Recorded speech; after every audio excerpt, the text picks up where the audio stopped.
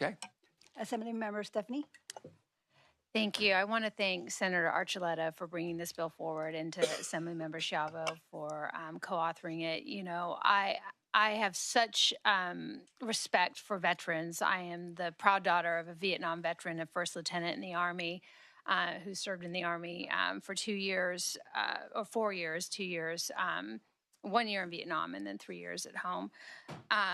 And it's just my feeling that veterans shouldn't have to pay one penny at all for any of these services. And I don't like seeing veterans on two sides of an issue, because I think there are good people trying to help those vets. And when I was on the Board of Supervisors, I passed a resolution that demanded San Francisco hire a county veteran service officer when that position was vacant too long. And it was interesting because Al Sims, I don't know if he's still in the audience, we were able to hire him because of it. We now lost him to another county, and that's San Francisco's loss. But, you know, I have such compassion for vets. And again, I want to thank every service member, active and vet in this room that has served. What we put them through when they come home is just abhorrent.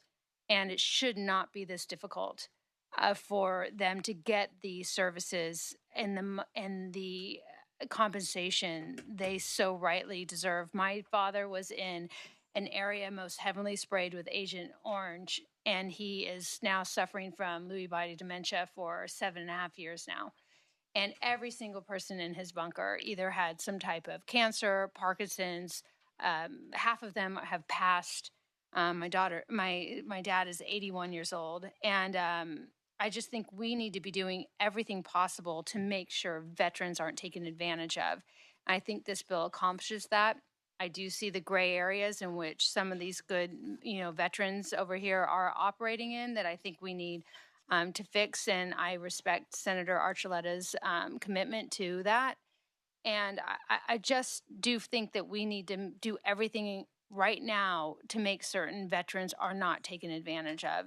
And the bad actors are probably ruining it for the good people that are trying to help. But again, I don't think that vets should have to pay one penny for these services to anyone, and it's on us to make sure that they don't. I think this bill is a step in the right direction, and I would love to be added as a co-author. And I want to thank too Senator Archuleta for one of the best things I've done. I'm a freshman legislator here. One of the best things I've done here was that weekend in San Diego with you and some other members, where we watched the Marines graduate. From that, over 500 Marines graduated.